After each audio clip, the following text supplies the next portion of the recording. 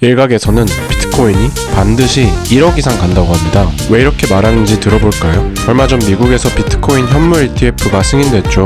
미국에서 가장 큰 자산 운용사인 블랙록을 포함해 11개 ETF가 허가됐습니다. 현물 ETF가 의미 있는 이유는 첫째로 패시브 기관 자금은 곧 오래 보고 들어온 돈이라 예전보다 변동성이 줄어들 거예요. 막 마이너스 50% 찍고 다시 60% 오르고 이런 시절은 보기 힘들 수도 있죠. 둘째로 기관 투자자의 자금이기 때문에 연금부터 시작해 막대한 현금이 ETF를 통해 비트코인에 투자할 수 있게 됩니다. 솔직히 공무원 연금, 대학 기금이 어떻게 코인베이스나 업비트에서 비트코인을 사겠어요. 그런데 이제 나스닥에서 ETF로 살 수 있는 거죠. 금도 이런 식으로 ETF 승인 후 가격이 급등한 것을 고려하면 앞으로 자금이 유입되면서 가격이 올라갈 가능성이 농후합니다. 그럼 ETF를 통해서 돈이 얼마나 들어온지 감을 잡아볼까요? 블랙록의 ETF는 2일간 11,439개가 거래되었습니다. 블랙록의 거래량이 전체 ETF 거래량의 25% 정도 돼요. 그러니까 대략 하루에 22,800개가 거래된 거죠. 이제 이 수치가 어느 정도인지 한번 감을 잡아보죠. 비트코인의 하루 공급량이 얼마인지 아세요?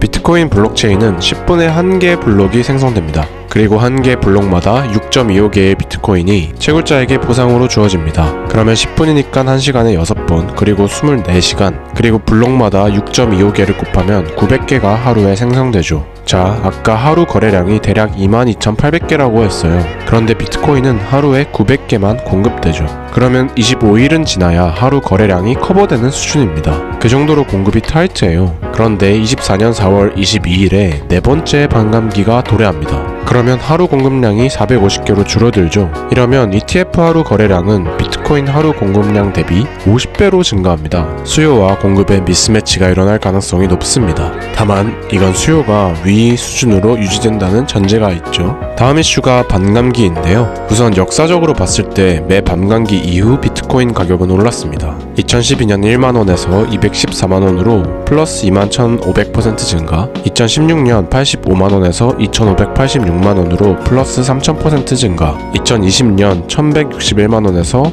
9,073만원으로 플러스 800% 증가. 그러면 왜 반감기마다 비트코인 가격이 올라갔을까요? 이를 설명하는 가장 유명한 모델이 S2F라는 모델입니다. 스톡 투 플로우의 준말인데요. 한 자원의 유입량 대비 누적된 재고가 얼마나 쌓여있는지를 나타내죠. 예를 들어 금이 세상에 50개가 존재하고 하루 금 생산량이 1개라면 이 배율은 50입니다. 이 배율이 높을수록 자원이 희귀하다는 뜻이기 때문에 해당 자원의 가격이 올라갈 수 있겠죠. 비트코인은 반감기마다 이 S2F 배율이 올라갑니다. 더 희귀해지니까 더 가격이 오른다는 뜻이죠. 과거의 가격 데이터와 F 수치를 통해서 회귀 분석을 할 수 있고 이를 통해 미래 가격을 추정할 수 있습니다. 이번 반감기 이후에는 대략 4, 5억이 적정가로 나오네요. 사실 투자자들의 비트코인에 대한 관심은 좀 더 근본적인 이유가 있습니다. 바로 국가에 대한 불신 때문이죠.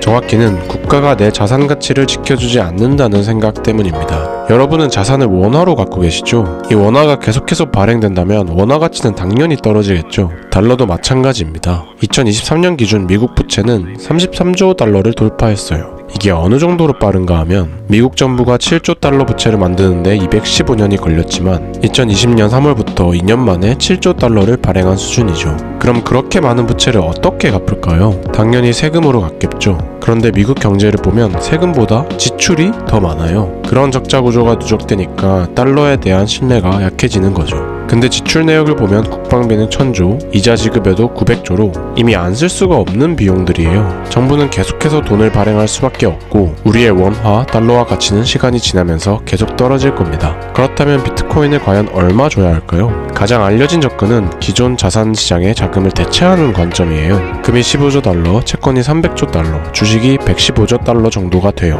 총 자산 시장은 900조 달러는 되죠. 금이 여기서 1.3%를 차지하고 있어요. 만약 비트도 1% 가져간다고 가정하면 9조 달러죠. 이러면 지금 비트코인 시가총액이 800억 달러 대비해서 최소 10배는 더 증가해요. 그러면 약 6억 원이 되는 겁니다. 만약 금보다 더 가치가 높다는 판단이 들면 더 올라갈 수도 있겠죠. 생각해보면 금도 현금 흐름이 없는 자산이에요. 장신구로 쓰이지만 우리가 귀하다는 인식이 있기 때문에 금값이 유지되는 거죠. 만약 비트코인의 발행량이 더 낮아져 더 귀하다는 인식이 확산된다면 금의 시가총액을 넘어 그 이상으로 가는 시대도 올 수 있답니다. 영상이 좋았다면 구독과 좋아요를 부탁드립니다. 감사합니다. 점프샷이었습니다.